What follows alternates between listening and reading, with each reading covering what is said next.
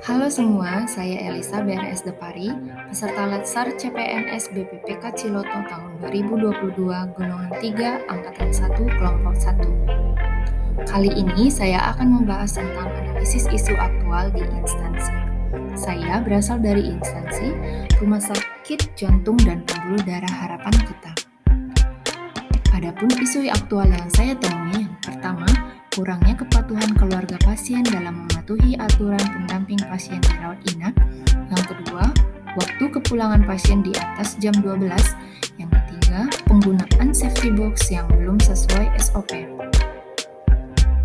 Analisis isu dilakukan berdasarkan keaktualan, kelayakan, problematik, dan kelayakan dari isu tersebut.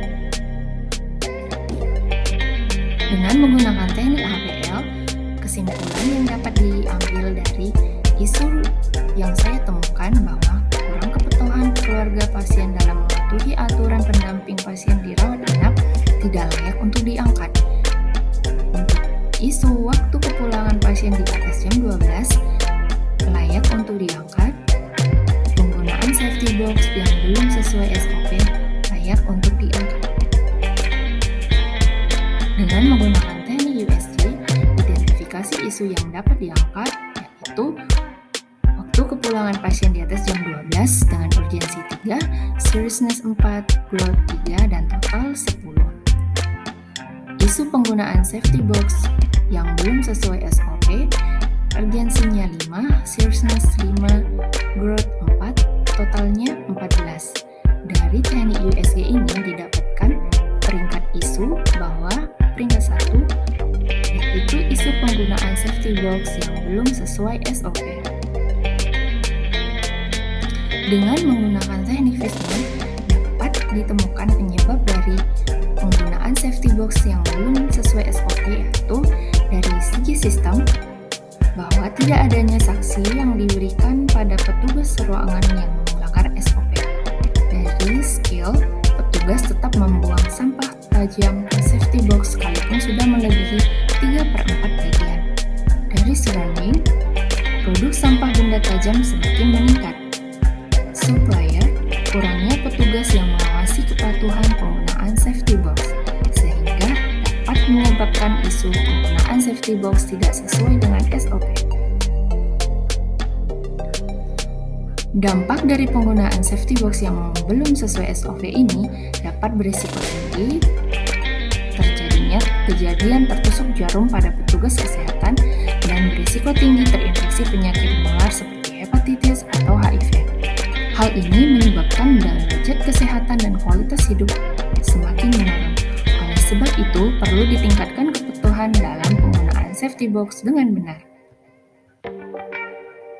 Strategi penyelesaian isu yaitu gagasan penyelesaian. 1. Memberikan edukasi ulang kepada petugas tentang penggunaan safety box yang benar dan sesuai SOP. Hal yang diharapkan petugas dapat memahami dan dapat melakukan tindakan sesuai SOP. Pihak yang terkait yaitu tim PPI, petugas medis, dan cleaning service.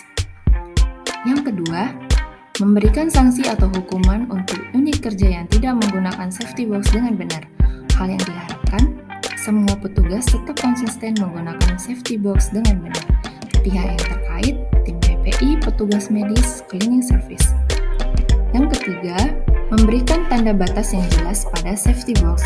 Hal yang diharapkan, petugas dapat dengan mudah mengetahui bahwa safety box sudah penuh dan tidak layak untuk digunakan lagi. Pihak yang terkaitnya, tim PPI, petugas medis, cleaning service. Yang keempat, pemeriksaan yang rutin ke setiap unit terkait penggunaan safety box yang benar. Hal yang diharapkan, mengetahui seberapa disiplinnya petugas dalam membuang sampah benda tajam ke safety box dengan benar. Pihak yang terkait, tim PPI, dan petugas medis.